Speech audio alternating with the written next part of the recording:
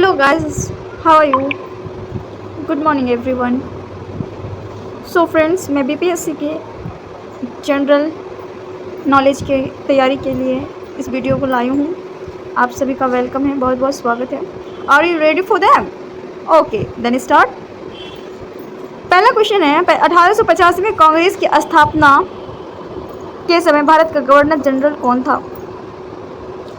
Correct answer हो जाएगा हमारा लॉर्ड डफरिन हेस्टिंग्स। 1772 से 1785 ईस्वी तक वह बंगाल के पहले गवर्नर जनरल थे। अपने कार्यालय के दौरान उन्होंने प्रशासन की दोहरी व्यवस्था को समाप्त कर दिया। पहला आंग्ल मराठा युद्ध उनके द्वारा लड़ा गया था और साल 22 की संधि पर भी हस्ताक्षर किए गए थे। उनके कार्यालय में भगवत गीता का पहला अनुवाद किया गया था। बंगाल के गवर्नर जनरल लॉर्ड कॉर्नवालिस 1786 से 1793 तक अपने कार्यालय में उन्होंने अपीलीय अदालतों, निचली श्रेणी की अदालतें और संस्कृत कॉलेज की स्थापना की। उनके कार्यालय के दौरान जो प्रमुख युद्ध लड़े गए थे वे तीसरे एंग्लो मैसूर युद्ध है और इसके साथ ही सेरिंगपट्टम की संधि पर हस्ताक्षर किए गए थे। उनके कार्यकाल में ही अस्थायी बंदोबस्त और सिविल सेवाओं के संचालन की शुरुआत भी हुई थी। शाहजहां शोर 1793 से 1798।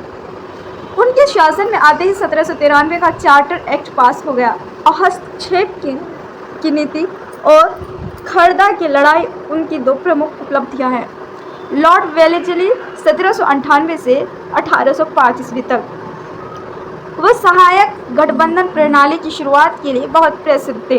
उन्होंने चौथा एंग्लो मैसूर युद्ध और बैसिंग की संधि, दूसरा एंग्लो मराठा युद्ध जैसे विभिन्न युद्ध लड़े। इस कार्यकाल के दौरान उन्होंने मद्रास प्रेसिडेंसी और कोलकाता के फोर्ट विलियम कॉलेज से भी परिचय कराया। जॉर्ज बार्लो 1805 से 1807 ईस्वी तक।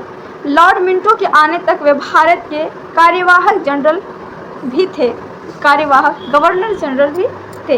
वह अर्थव्यवस्था और छंटनी के अपने जुनून के कारण ब्रिटिश क्षेत्र के घटते क्षेत्र के लिए जिम्मेदार था।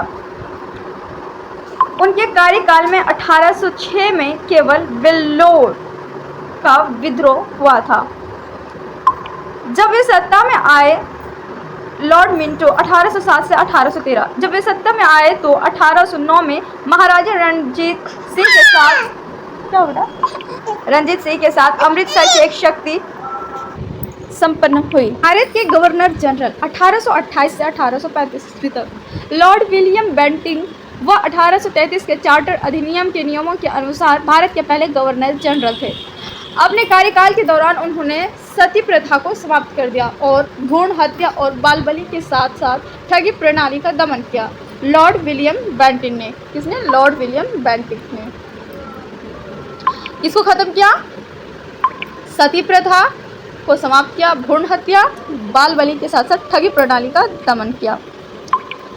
लॉर्ड चार्ल्स मेटकॉफ 1835 से 1836 ईस्वी तक। इन्हें आमतौर पर भारतीय प्रेस का मुक्तिदाता कहा जाता है क्योंकि उन्होंने खुले तौर पर भारत में एक खुले प्रेस पर प्रतिबंध वापस ले लिया था। 1836 से 1842 तक लॉर्ड ऑकलैंड। अपने कार्यकाल के दौरान उन्होंने अपने शासनकाल में घरेलू स्कूलों में कई सुधार किए। वह है जो भारत में वाणिज्यिक उद्योग के विस्तार के लिए जिम्मेदार है। 1844 से 1848 तक लॉर्ड हार्डिंग। उनके कार्यकाल में प्रथम आंग्ल सिख युद्ध हुआ। 1848 से 1856 ईस्वी तक लॉर्ड डलहौजी। दूसरा आंग्ल सिख युद्ध 1848 से 49 के बीच में हुआ। लोअर बर्मा का विलय 1852। व्यापक की नीति का सिद्धांत, डॉक्ट्रिन ऑफ लैप्स का परिचय। आदिवासी लोक कला अकादमी की स्थापना किस वर्ष हुई थी? 1975 में, 1972 में, 1980, 1986 में। निम्नलिखित रसायनों में से कौन सा पटाखों के बारूद में व्यापक रूप से उपयोग किया जाता है? सिल्वर नाइट्रेट और चारकोल, सिल्वर नाइट्रेट और सल्फर, पोटेशियम सल्फेट और फास्फोरस, पोटेशियम नाइट्रेट, सल्फर और चारकोल। निम्नलिखित रसायनों में से कौन सा पटाखों के बारूद में व्यापक रूप से उपयोग किया जाता है? इसका करेक्ट आंसर है पोटेशियम नाइट्रेट, सल्फर और चारकोल।